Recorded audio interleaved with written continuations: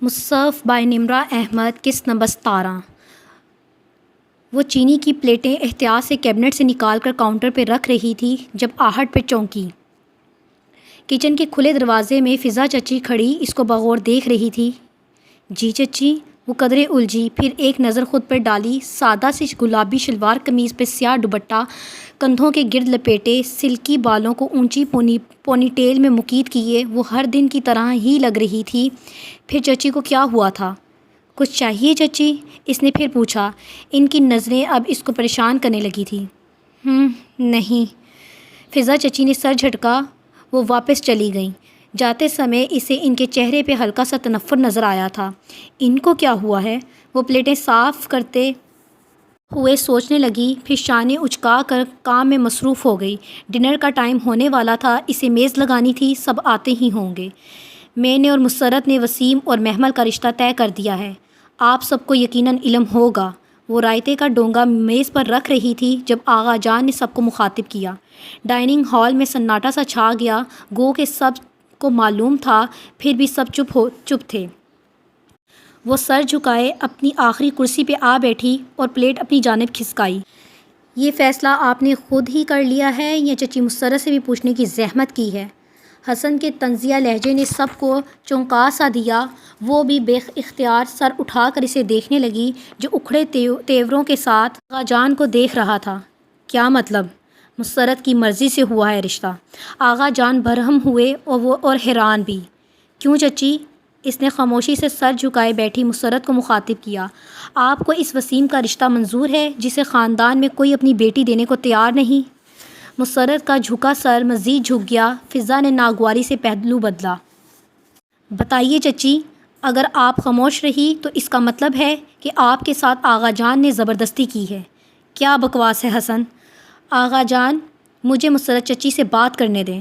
حسن کی بلند آواز ہونے لگی تھی۔ سب ہم بخود اس کو دیکھ رہے تھے۔ بتائیے چچی، آپ کو یہ رشتہ منظور ہے؟ نہیں، محمل نے قطعی انداز میں کہا۔ اسے معلوم تھا کہ اس کی ماں کچھ نہیں بولے گی۔ سب نے چونک کر اسے دیکھا، خود حسن بھی قدرے ٹھٹکا۔ تم بیچ میں مت بولو، آغا جان برہم ہوئے۔ ابھی نہیں بولوں گی تو نکاح کے وقت انکار کر دوں گی۔ یہ حق مجھے میرے دین نے دیا ہے۔ آپ نے میرے ساتھ زبردستی کی تو میں کورٹ تک چلی جاؤں گی۔ مگر تمہیں کیا مسئلہ ہے وسیم سے؟ غفران چچا جھنجھلائے۔ ایسی ہی جھنجھلاہٹ فضا کے چہرے پر بھی تھی۔ اگر وسیم اتنا ہی اچھا ہے تو غفران چچا، آپ ندا یا سامیہ باجی کا رشتہ اس کے ساتھ کیوں نہیں کر دیتے؟ بہت دنوں بعد پورے گھر نے پرانی محمل دیکھی تھی۔ Shut up! میں انکار کر چکی ہوں۔ اگر آپ لوگوں کو مزید اپنی بے عزتی کروانے کا شوق ہے تو میں نکاح کے موقع پر اس سے بھی زوردار انکار کروں گی۔ ارے شکر کرو ہم تمہیں بہو بنا رہے ہیں۔ بہت دیر سے خاموش بیٹھی تائی مہتاب نے ضبط نہ کر پائی۔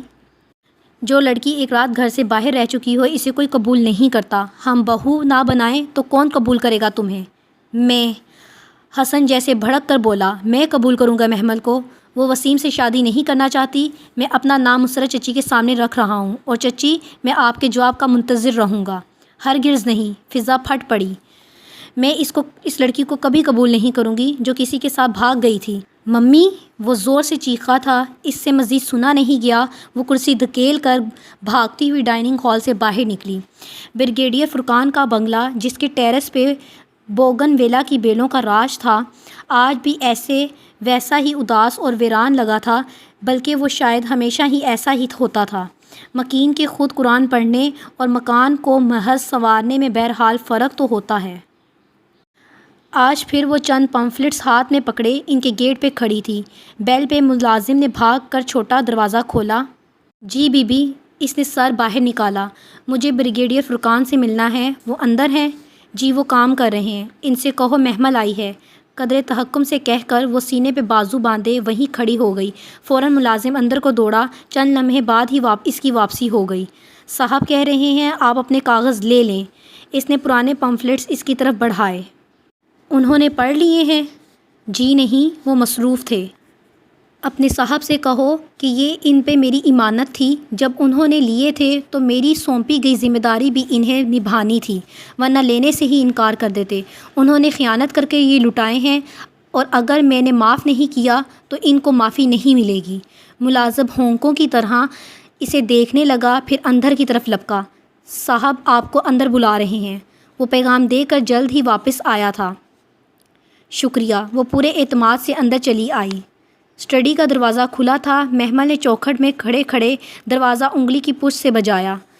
اسٹڈی ٹیبل کے پیچھے ریوالونگ چیئر پہ بیٹھے بریگیڈیئر فرقان نے کتاب پہ جھکا سر اٹھایا اور اینک کے پیچھے سے اسے دیکھا جو دروازے کے پیچھے کھڑی تھی۔ یونیفارم کی سفید شلوار قمیض اور چہرے کے گرد نفاست سے لپٹا تر و تازہ گلابی اسکارف جو پیچھے سے اونچی پونی ٹیل کے باعث ذرا سا اٹھ گیا تھا۔ ہاتھ میں چند پمفلٹس پکڑے وہ دراز قد سنہری آنکھوں والی لڑکی منتظر سی کھڑی تھی۔ کم ان۔ بریگیڈیئر فرقان نے چشمہ اتار کر میز پر رکھا، کتاب بند کی اور کرسی پہ قدرے پیچھے کو ٹیک لگائی۔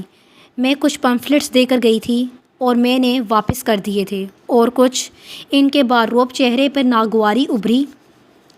جی یہ کچھ اور ہیں۔ وہ آگے بڑھی اور چند پمفلٹس ان کی میز پر رکھے۔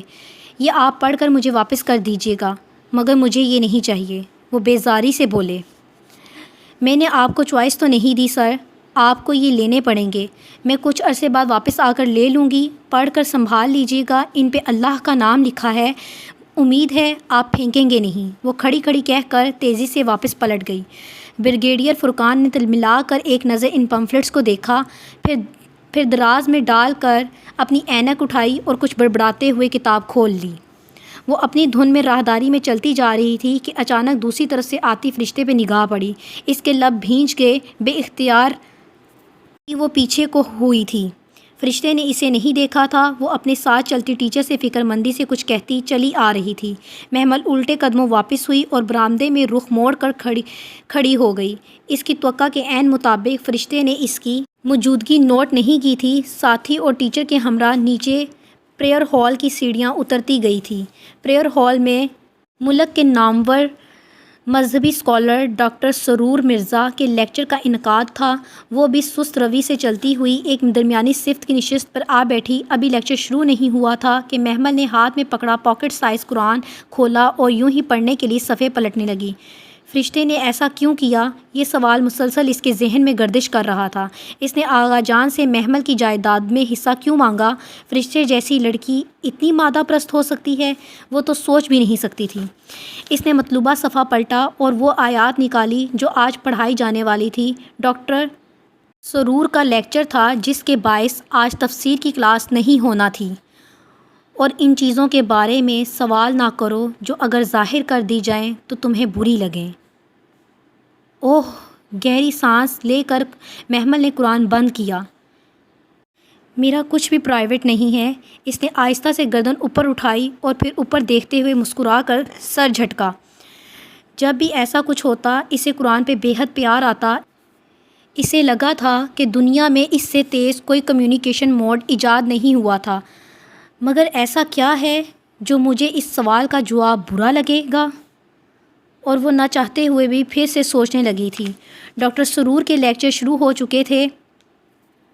پورا حال کھچا کھچ بڑھا ہوا تھا۔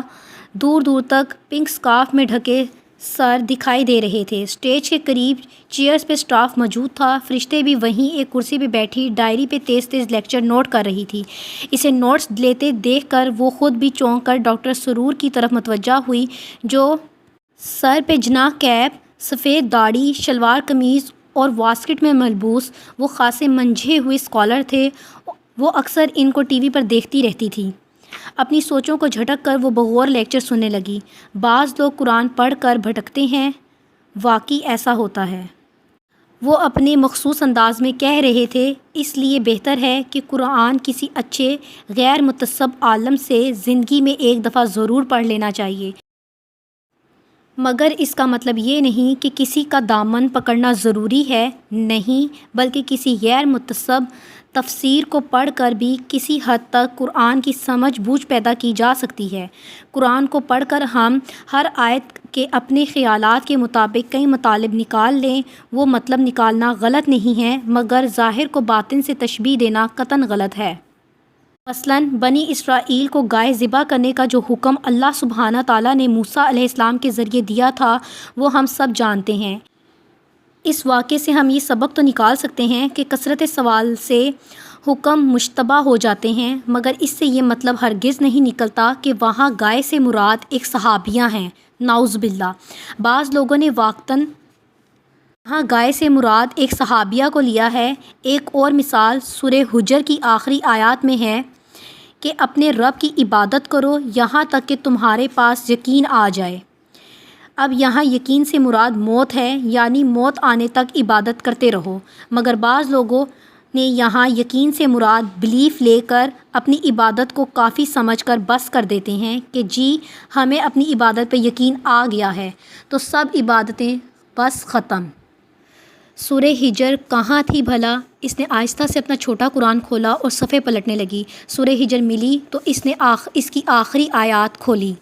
آیت وہی تھی جو وہ کہہ رہے تھے، مگر آخری 3 الفاظ عربی میں حتیٰ یاتی الیقین تھے، حتیٰ کہ یقین آ جائے۔ یقین؟ اس نے الیقین پہ انگلی پھیری، پھر الجھ کر ڈاکٹر سرور کو دیکھا۔ وہ کہہ رہے تھے یہاں پہ یقین سے مراد یقین نہیں بلکہ موت ہے۔ سو اس طرح کے الفاظ کا من چاہا مطلب نکالنا انسان کو بھٹکا سکتا ہے۔ Any question? انہوں نے رک کر ایک گہری نظر ہال پہ ڈالی۔ محمل نے ہاتھ فضا میں بلند کیا۔ یس۔ انہوں نے سر کے اس بات سے اجازت دی۔ وہ ہاتھ میں قرآن پکڑے اپنی نشست سے کھڑی ہوئی۔ سر مجھے ایک بات سمجھ میں نہیں آئی۔ میرے پاس بغیر ترجمے والا مصحف ہے، اس میں مذکورہ آیات میں واقعتاً یقین کا لفظ استعمال ہوا ہے، سو اس کا مطلب موت کیسے ہوا؟ دونوں الفاظ میں خاصا فرق ہے۔ اس کا مطلب موت ایسے ہے کہ وہ ذرا دیر کو رکے اور بغور اسے دیکھا۔ میں نے اس کا مطلب موت نکالا ہے۔ جی سر، میرا یہی سوال ہے کہ کیسے؟ اس کی دلیل کیا ہے؟ دلیل یہ ہے کہ میں نے یعنی ڈاکٹر سرور مرزا نے اس کا مطلب موت لیا ہے۔ میں اس ملک کا سب سے بڑا اسلامک اسکالر ہوں۔ میری ڈگریز دیکھیں، کیا میری بات بطور ایک ٹھوس دلیل کے کافی نہیں؟ اگلی صفوں میں بیٹھی لڑکیاں گردنیں موڑ کر اسے دیکھنے لگی جو ہاتھ میں چھوٹا سا قرآن پکڑے کھڑی تھی۔ سر آپ کی بات یقیناً اہم ہے، مگر قرآن کا بعض اس کے بعض کی تفسیر کرتا ہے، حدیث بھی یہ کرتی ہے۔ کیا قرآن یا حدیث میں کہیں یہ ذکر ہے کہ یہاں یقین سے مراد موت ہے؟ وہ بہت شائستگی سے مؤدب سی پوچھ رہی تھی۔ ڈاکٹر سرور کے چہرے پہ واضح ناگواری ابھری۔ یعنی کہ اگر میں آپ کو اس مطلب کی دلیل نہ دوں تو اسے محض میری بات سمجھ کر آپ جھٹلا دیں گی؟ یعنی آپ کو میری بات کے اوپر مزید کوئی دلیل چاہیے؟ جی سر۔ اس نے ہولے سے سر ہلایا۔ پورے ہال میں ایک اضطراب سی لہر دوڑ گئی۔ لڑکیاں قدرے پریشان ہو کر ایک دوسرے کو دیکھنے لگیں۔ یعنی آپ کو ایک دینی اسکالر کو چیلنج کر رہی ہیں؟ سر میں بہت مؤدب سے صرف دلیل مانگ رہی ہوں۔ اگر اس کی دلیل قرآن و حدیث میں نہ ہو تو کیا آپ یقین کا مطلب موت تسلیم کریں گی؟ نہیں سر، کبھی نہیں۔ ڈاکٹر سرور نے گہری سانس لے کر ہال پر ایک نظر دوڑائی۔ کیا کوئی اور بھی ہے جو اپنی عمر سے زیادہ تجربے کے حامل ایک اسکالر کو چیلنج کرے؟ کسی اور کو بھی دلیل چاہیے؟ بہت سے سر نفی میں ہل گئے۔ وہ اکیلی کھڑی تھی۔ یعنی 300 لڑکیوں میں سے ایک لڑکی کو دلیل چاہیے؟ یہی پڑھا رہے ہیں آپ لوگ اس مسجد میں؟ کون ہے آپ کی کلاس انچارج؟ میڈم مصباح کھڑی ہوئیں۔ کیا آپ اس ناکام کلاس رپورٹ کی ذمہ داری لیتی ہیں؟ جی سر۔ میڈم مصباح کا سر قدرے مزید جھک گیا۔ ڈاکٹر سرور نے محمل کو دیکھا۔ کیا آپ کو ابھی بھی دلیل چاہیے؟ جی سر۔ وہ کچھ دیر خاموشی سے اس کا چہرہ دیکھتے رہے، پھر ہلکے سے مسکرائے۔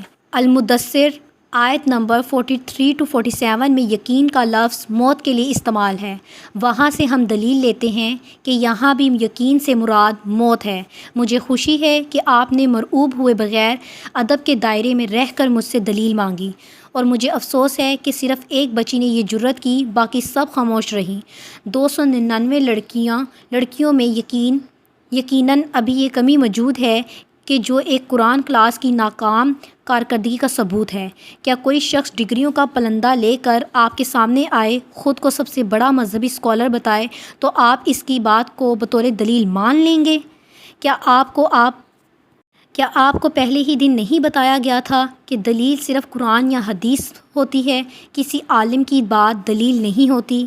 پھر بہت سے گلابی اسکارف میں لپٹے سر جھک گئے۔ محمل سرخروسی اپنی نشست پہ بیٹھی۔ ڈاکٹر سرور اور بھی بہت کچھ کہہ رہے تھے، مگر وہ سورہ المدثر کھول کر اس آیت کا کاؤنٹر چیک کر رہی تھی۔ سورہ مدثر کی 43 to 47 تک کا ترجمہ ڈاکٹر سرور کی تصدیق کر رہا تھا۔ محمل لیکچر کے بعد کوریڈور میں سے گزر رہی تھی جب فرشتے نے اسے پیچھے سے پکارا۔ اس کے قدم وہیں تھم گئے، مگر وہ مڑی نہیں۔ فرشتے تیز تیز چلتی اس کے قریب آئی۔ I am proud of you Mehmal. وہ یقیناً بہت خوش تھی۔ گرے اسکارف میں مقید اس کا چہرہ دمک رہا تھا۔ محمل اجنبی نظروں سے اسے دیکھتی رہی۔ ڈاکٹر سرور تم سے بہت خوش ہیں۔ انہوں نے ایک سیمینار کے لیے تمہارا نام دے دیا ہے اور تم میرے ساتھ ادھر جا کر اسپیچ کرو گی۔ آپ کے ساتھ؟ وہ بولی تو اس کی آواز میں خزاؤں سی خشکی تھی۔ پھر مجھے نہیں جانا۔ کیا مطلب؟ فرشتے کی مسکراہٹ مدھم ہوئی اور پھر آنکھوں میں حیرت ابھری۔ مجھے جھوٹے لوگ سخت ناپسند ہیں۔ محمل، وہ ششد رہ گئی۔ میں نے کون سا جھوٹ بولا ہے؟ یہ سوال آپ خود سے کیوں نہیں کرتی؟ تم سے کسی نے کچھ کہا ہے؟ میں بچی نہیں ہوں فرشتے۔ وہ گویا پھٹ پڑی تھی۔ اندر ابلتے لاوے کو باہر کا راستہ نظر آ گیا تھا۔ آپ کیوں گئی میرے آغا جان کے پاس؟ کیا لگتے ہیں وہ آپ کے؟ میں ایک یتیم لڑکی ہوں۔ کیا آپ کو یتیم کے مال میں سے حصہ چاہیے؟ کیوں کی آپ نے ایسی حرکت؟ آپ کو جانے کس اونچی جگہ پر بٹھا رکھا تھا میں نے۔ بہت بری طرح خود کو گرایا ہے آپ نے۔ میں سوچ بھی نہیں سکتی تھی کہ آپ ایسے کریں گی۔ کیا رشتہ ہے آپ کا مجھ سے؟ آپ جھوٹ نہیں بولتی، مگر سچ چھپانا بھی تو جھوٹ ہوتا ہے۔ میں نے پوچھا آپ کی پھپھو کی بیٹی کا نام کیا ہے؟ آپ نے نہیں بتایا۔ کیوں؟ آخر کیوں؟ فرشتے کا چہرہ سفید پڑ گیا تھا، جذبات سے عاری، بالکل ساکت، جامد۔ وہ بنا پلک جھپکے محمل کو دیکھ رہی تھی۔ کتنی ہی دیر وہ کچھ کہہ نہ سکی، پھر آہستہ سے لب کھولے۔ کیونکہ میری پھپھو کی بیٹی کا نام فائقہ ہے۔ جی؟ اس کا دماغ بھگ سے اڑ گیا۔ میں نے کہا تھا نا کہ تم نہیں جانتی۔ میری پھپھو کی بیٹی کا نام فائقہ ہے۔ میں فرشتے ابراہیم ہوں، آغا ابراہیم کی بیٹی۔ اپنے گھر میں کسی سے پوچھو، مگر وہ کیوں بتائیں گے؟ وہ میری حیثیت تسلیم نہیں کرتے تو کیسے بتائیں گے؟ وہ تھکے تھکے انداز میں کہہ کر ایک طرف سے نکل کر چلی گئی۔ محمل مڑ کر اس کو جاتا بھی نہ دیکھ سکی۔ اسے تو جیسے کسی نے ادھر ہی برف کا بنا دیا تھا۔ وہ دھواں ہوتے چہرے کے ساتھ بیچ کوریڈور میں بت بنی کھڑی تھی۔ فرشتے ابراہیم، آغا ابراہیم کی بیٹی۔ اسے پوری مسجد میں ان چند الفاظ کی گونج پلٹ پلٹ کر سنائی دے رہی تھی۔